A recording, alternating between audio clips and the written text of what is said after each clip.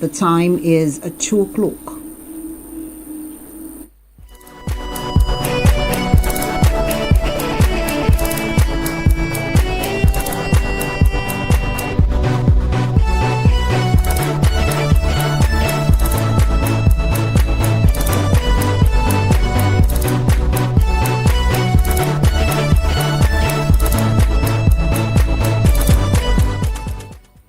Good afternoon and welcome to another edition of The World Today. It is a Southwest Network program of Radio Nigeria Ibadan Zonal Station, comprising news and feature. In the lineup, First Lady advocates peaceful coexistence among Nigerians. Lawmaker urges Nigerians to demand for good governance from political leaders. On the foreign scene, U.S. removes Syria from state sponsors of terrorism list. Russia cautions UK over missile blueprints for Ukraine. Heart of the matter today is on the need for peaceful coexistence among Nigerians as Muslims mock the birth of Prophet Muhammad, while the feature is on Idore. My name is Emilia Ojimudi, and reading with me is Olubukola Enimola. You can also listen to us on live stream on www.radionigeriaibadan.gov.ng or watch us live on Facebook at Premier FM 93.5. As we celebrate Eid al-Maulud, let us imbibe the lessons of love and kindness. And now the news in detail. The First Lady, Senator Oluremi Tinubu, has urged Muslim faithful across the country to embrace peace, compassion and peaceful coexistence as they commemorate this year's Eid al-Maulud, marking the celebration of the birth of Prophet Muhammad. In a message, the First Lady extended greetings to Muslims across Nigeria, calling them to see the occasion as a reminder of the Prophet's exemplary life and enduring virtues of compassion, forgiveness and peaceful coexistence. She encouraged Muslim faithful to emulate the virtues and continue to promote peace in their homes, communities, and the nation. The First Lady expressed the hope that the celebration would strengthen unity among Nigerians and bring renewed hope, peace, and blessings to the country. Similarly, Vice President Kashim Shettima has urged Nigerians to renew their commitment to peace, compassion and service to humanity as Muslims in Nigeria and around the world commemorate Eid al-Maulud.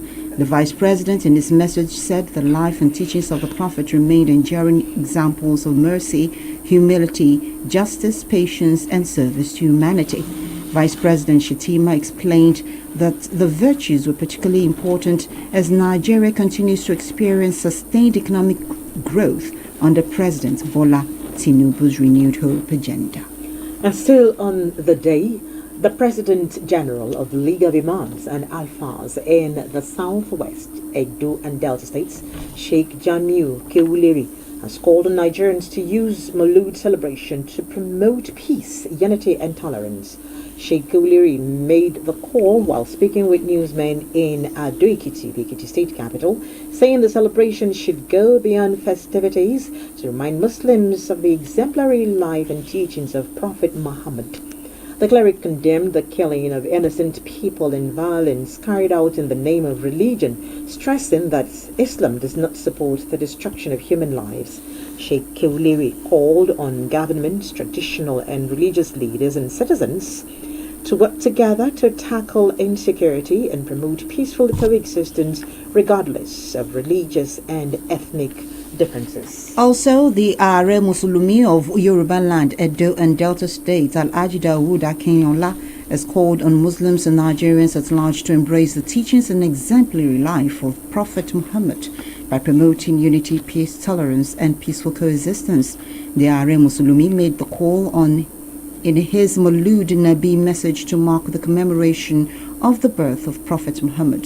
Alhaji Akinyola urged Muslims to demonstrate the true virtues and values of Islam through their daily conduct, noting that hatred, intolerance and violence and division are inconsistent with the teachings and example of the Prophet. The Are Muslimi further urged religious and political leaders to use their positions to promote justice, dialogue, reconciliation, and peaceful coexistence, emphasizing that leadership should be centered on service to humanity, protection of human dignity, and improvement of the welfare of the people. The founder and spiritual head of Shafauddin in Islam worldwide, Wakajayi Ibadan, Oyo State, Professor Sabit Olagoke, has felicitated Muslims in Nigeria and across the world on the occasion of this year's Eid al-Maulud, commemorating the birth of the Holy Prophet Muhammad. Professor Olagoke, in a statement issued through his media aide, Mr. Bodi Akimbodi, urged Muslims to use the occasion to reflect on the exemplary life and teachings of the Prophet, particularly his virtues of peace, justice, compassion, honesty, tolerance, and service to humanity. He stressed that the significance of Maulud should go beyond religious ceremonies, urging Muslims to demonstrate good character, promote peaceful coexistence, show compassion to the vulnerable, and uphold responsible citizenship. The Islamic cleric also urged the federal government to strengthen policies and programs targeting food security, employment generation, affordable health care, education, social protection, infrastructure development, and support for small and medium-sized businesses. Professor Olagoke said the success of government policies should ultimately be measured by their impact on ordinary Nigerians, including workers, pensioners, unemployed youths, farmers, traders, artisans, and other vulnerable groups. Heart of the matter today is on the need for peaceful coexistence among Nigerians as Muslims mark the birth of Prophet Muhammad. It is written by Iyabo Adebisi of our reportorial unit. Prophet Muhammad was born in Mecca, Saudi Arabia on the 12th day of Rabiul Awwal, 570 AD, the third month of the Islamic calendar. The day is observed by adherents of Islamic religion all over the world in remembrance of the Prophet. Maulud is recognized as a public holiday in many countries of the world. This is why federal government announced today as public holiday to felicitate with the Muslims across the world. Some Muslims celebrate the day by fasting, public procession, religious songs and other social gatherings, as well as decoration of streets and homes. Aside these, Muslims should appreciate God through recitation of the Holy Quran, serving food and alms giving to the poor. History has it that Prophet Muhammad, may peace and blessings of Allah be upon him, used his birthday to fast and pray to Almighty Allah, an indication that human existence is gradually coming to an end as someone celebrates his birthday. Prophet Muhammad died on the 8th of June 632 AD in Medina. As Muslims mark the birth of Prophet Muhammad, it is very important for people to imbibe the good qualities of the servant of God. He is a perfect living example for human beings to follow sincerely in his dealings. However, it is the lack of these virtues of honesty and sincerity on the part of leaders and people that constitute problem that the country is facing. Prophet Muhammad has exemplary character and was courteous to all, even to children, during his lifetime. The love for all, humility, generosity, reformation, and reconciliation as exemplified by Prophet Muhammad should be embraced by all. These will enhance peaceful coexistence of Nigerians and bring development to the nation. It is imperative for Muslims to use the occasion of Maulud Nabi to pray for peace across the nation. Also, Muslim faithfuls and Nigerians in general should join hands with President Bola Tinubu to bring a strong, united, and peaceful nation. Nigeria should also be supportive of the present administration for successful implementation of their laudable programs. That script on the need for peaceful coexistence among Nigerians as Muslims mark the birth of Prophet Muhammad was written by Iyabo Adebisi of our reportorial unit and read by Remi Omolola. And now to other matters away from the Eid al-Maulud celebration. President Bola Tinubu has flagged off the reconstruction and dualization of 56.5 kilometer Ibadan-Ijebu road in Ibadan, Oyo State capital. The project, which will cost about 297 billion naira, was flagged off at the open field along Idiaime Ibadan-Ijebu-Ode Road and witnessed by politicians, traditional rulers, top government functionaries in Oyo and Ogun State, as well as members of the public. Correspondent Iyabo at DBC reports that President Bola Tinubu also approved the reconstruction of the Ibadan-Abeokuta Road linking Oyo and Ogun States and the southwest. For decades, the Ibadan-Ijebu-Ode Road had been a story of potholes, traffic and tears. The project, which is expected to be completed in 2029, is being handled by the JRB Construction Company. President Tinubu, who spoke to the Ogun State Governor, Prince Dapo Abiodun, at the event disclosed that the project, as one of the cardinal programs of his administration, was aimed at ameliorating the suffering of the people by making all the roads in the 36 states of the Federation accessible. President Tinubu stated that on completion, the road will increase the gross domestic product (GDP) of the affected states with further attraction of local and foreign investment. I want to charge Messrs JRB to justify the confidence so reposed in the company. You must mobilize fully, comply with approved specifications, and deliver according to schedule. The value of this road will ultimately be measured by its impact on the ordinary citizen. For the farmer, it will provide a more reliable route from farm to market. For the trader, it will reduce delays and improve access to customers. For the manufacturer, it will facilitate the movement of raw material and finished goods. The Minister of Works, Senator David Umai, described the road as a gift to the Olubadan of Ibadan land, Oba Rashidi Ladoja, from President Tinubu. Senator Umai said the project has further shown President Bola Tinubu's administration commitment to the infrastructural development in the 36 states of the Federation, including the Federal Capital Territory. The President has directed that the project that was awarded, the Ibadan-Abeokuta, very, very important road, been abandoned for ages. The President has directed that road, 70 kilometers, should be reconstructed. We are not constructing road. He said it should be rebuilt and it should be dualized. And so we are doing the procurement process through all the due processes. Also, the Minister of State for Works, Mr. Bello Muhammad, said that the road would ease the transportation bottleneck being experienced by the residents of the two states when completed. Lauding President Tinubu infrastructural development in the Southwest, Olubadan of Ibadan Senator Rashidi Ladoja gave assurance that the people in the region will reward with their votes in the 2027 general election. In their various remarks, dignitaries in attendance, including National Assembly members and traditional rulers, described the reconstruction of Ibadan-Ijebu-Ode Road as a landmark project that would outlive the administration of President Tinubu. Earlier, a member of the House of Representatives who moved the motion for the dualization of the road on the floor of the Green Chamber, Joseph Odugbeson, solicited the support of the community dwellers for the contractor handling the project to ensure its speedy completion. In Ibadan, Iyabo Adebisi, Radio Nigeria. The Oyo State House of Assembly Service Commission has organized a 3-day training for officers on grade level 7 and above in the legislative service with a charge to participants to strengthen their professional competence. The workshop was declared open by the Speaker of Oyo State of Assembly, Mr. Adibo Ogundoyin, was represented by the Deputy Speaker, Mr. Muhammad Fadi.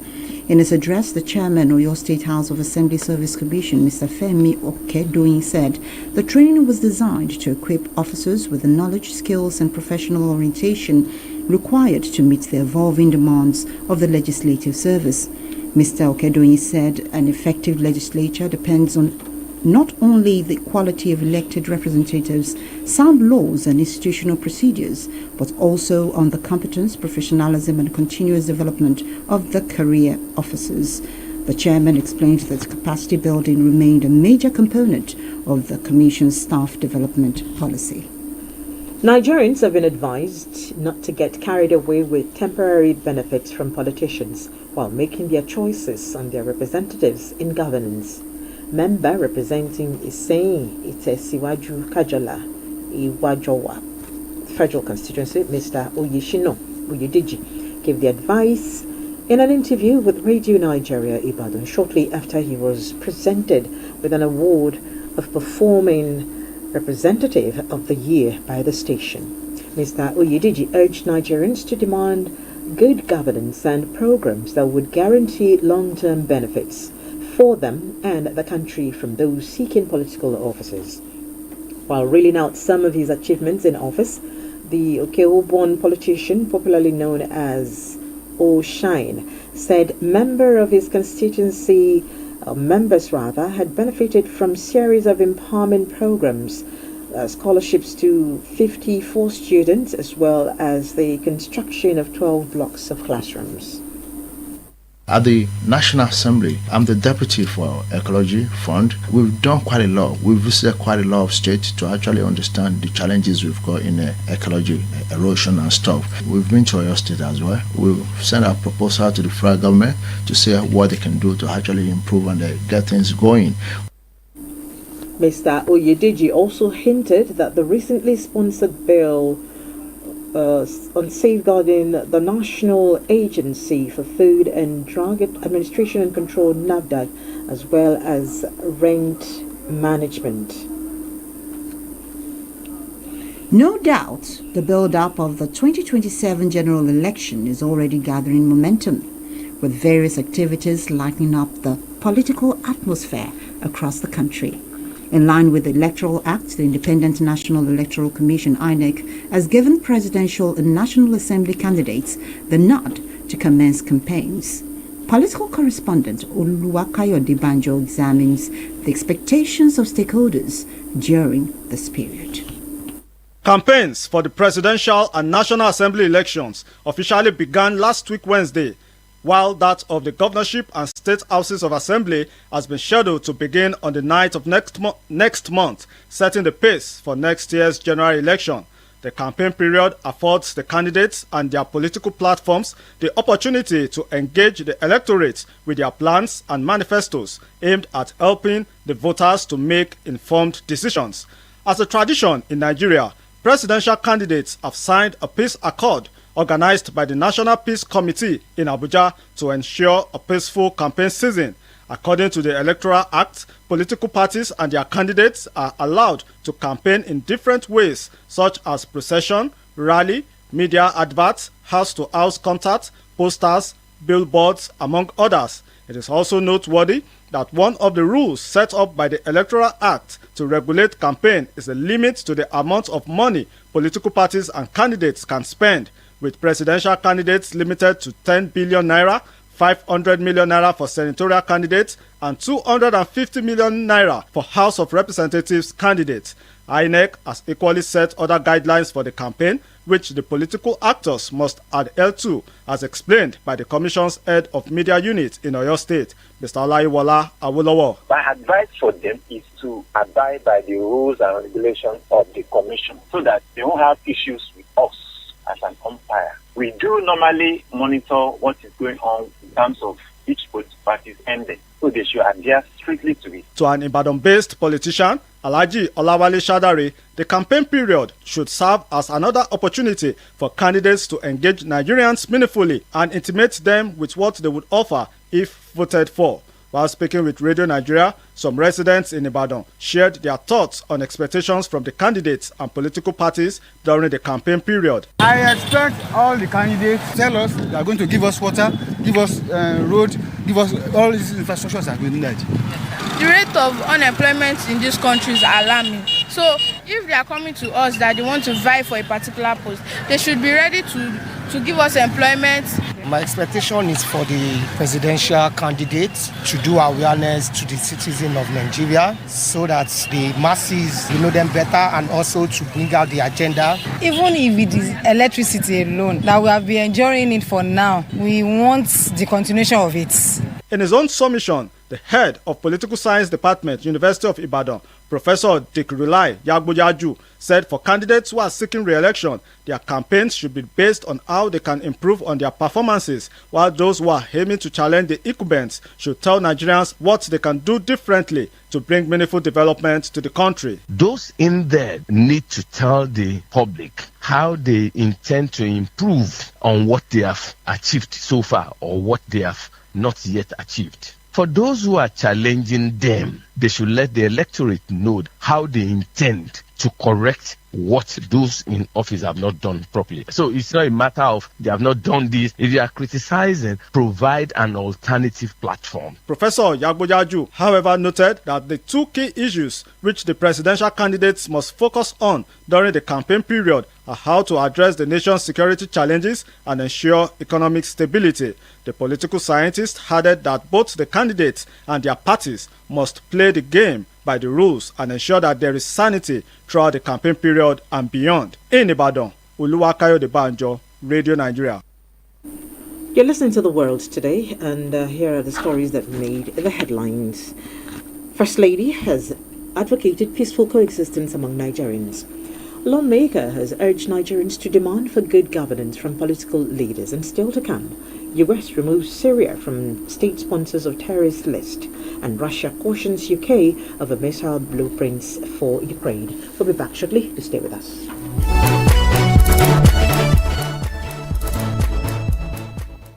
Thank you for staying tuned. Now to other stories. Oyo State Acting Governor Chief Bayo Lawal has paid an assessment visit to the Inn Oroyan Market, Ibadan, which was razed by fire. He sympathized with traders who lost goods and property in the incident. Chief Lawal, accompanied by the Commissioner for Trade, Investment and Cooperatives, Professor Salihu Adilabo, Commissioner for Information and Public Orientation, Prince Dotun Uyelade, officials of the National Emergency Management Agency, NEMA, and the Oyo State Emergency Management Agency, SEMA, assured shop owners and traders that the state government would provide adequate intervention and support. Received by the Babaloja General of Oyo State, Alhaji Yakin Abbas, alongside market leaders, the acting governor lamented the scale of destruction and pledged a thorough investigation to determine the cause and extent of the damage.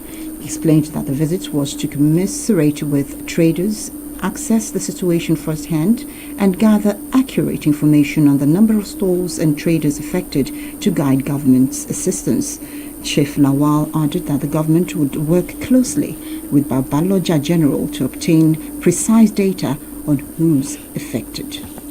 Operatives of the Ogun State Police Command have dismantled an alleged illegal baby factory in Mowe, rescuing 2 heavily pregnant women, 4 children, and arresting 6 suspects. The operation, carried out by officers of the Mowe Division, followed intelligence reports that the facility located at Abarin village was allegedly being used for human trafficking and illegal adoption activities. The State Police Public Relations Officer, Mr. Oluseyi Babashi, who confirmed the development in a statement, notes that the police rescued 2 pregnant women identified as 23-year-old Fuluke Ilesanmi, who is 7 months pregnant, and 20-year-old Melody Ejekwa, who is 8 months pregnant, alongside 4 children. Mr. Babashi added that 6 suspects were arrested, while police investigations also led operatives to a hospital in Mowe, where another woman named Blessing Afyong had reportedly given birth to a baby boy on the 20th of this month, and the newborn was reported missing, prompting the arrest of an attending nurse to assist in locating the baby. The case had been transferred to the State Criminal Investigation Department, Eleweron, Abeokuta, for further investigation and prosecution of those found culpable.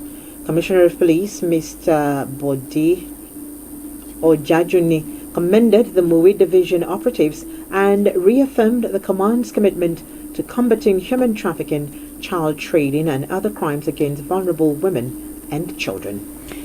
The newly deployed Commissioner of Police in Osun State, Mr. Ibrahim Zungura, has promised to restore faith in the police by ensuring impartial law and order in the state.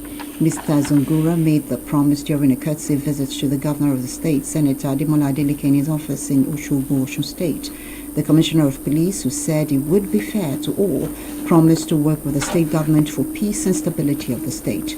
Responding, Governor Adeleke tasked the new Commissioner of Police to rebuild public trust in the police, strengthen working relationship with the state government, and reorganize internal workings and operations of the state command.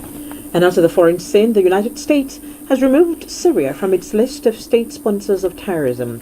Syrian President Ahmed al-Sharaa has hailed the decision as historic and said it would help the country's recovery after 14 years of civil war. Report says the removal took effect after a 45-day congressional review period triggered when U.S. President Donald Trump formally notified Congress the 8th of this month of his intention to rescind the decades-old designation. U.S. Secretary of State Marco Rubio said the action was taken in recognition of the positive actions taken and further commitments by al-Sharaa to fully distance Syria from acts of international terrorism. Syria had been on the list since 1979 when Washington accused the government of former President Hafez al-Assad of supporting armed groups. An advisor to the Russian government and former Deputy Foreign Minister Andrei Fedorov says factories manufacturing drones in the United Kingdom for export to Ukraine can come under attack from unknown sources after Britain agreed to share long-range missile blueprints with Kyiv. Mr. Fedorov told British media that he could not conclude that there might be some semi-military action against Britain as UK Prime Minister Andy Burnham visited Ukraine. There are many thrilling sights to behold in southwest Nigeria, and one of such is the Idanre Hill in Ondo State. Let's join Oluwakemi Ayondoku for details.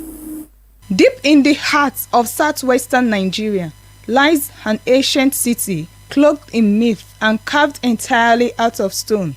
This is Idanre, a breathtaking ghost settlement nestled high atop the towering clouds of Ondo State. But before it became the legendary tourist hub we know today, it was known by another name, Ufe Oke, meaning the Ife of the mountains. The history of this natural fortress dates back nearly 1,000 years. According to Yoruba oral tradition, the settlement was founded by a prince from the royal household of Ile-Ife. Following a fierce rivalry for his father's throne, he fled into the unexplored wilderness, closely pursued by palace warriors. Desperate for safety, he and his followers scaled a massive, impenetrable labyrinth of interlocking peaks. When the royal warriors finally caught up, they found themselves staring up at an unbeatable natural rock fortress. Stunned by its magnificent protective structure, the warrior gasped in utter amazement and exclaimed, "Idanre?" In the Yoruba language, that literally means this is magic or this is an absolute wonder. Today, the ancient palace and silent courtyard still stand atop the hills, waiting for those willing to climb the 660 steps into one of Nigeria's most remarkable living monuments. Idanre isn't just a place, it is a journey into history. That script on Idanre Hill was written by an intern from Igbajo Polytechnic, Osun State, Oluwafemi Olarinwaju. To end the news on the world today from the stable of Radio Nigeria, here again are the day's top stories.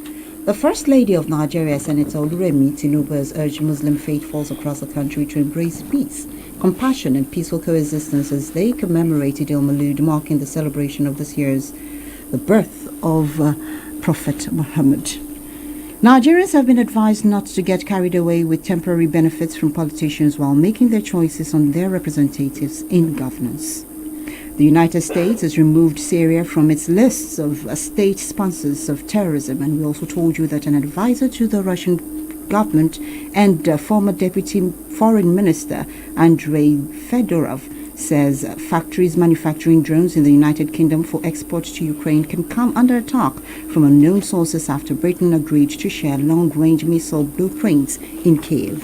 That's it on the world today. Join us tomorrow for a fresh edition of the program. Modupe Toba was the editor, and I'm Emilia Ojimudia, thanking you for your time. From my colleague Olubukola Enimola, thank you for your time and good afternoon.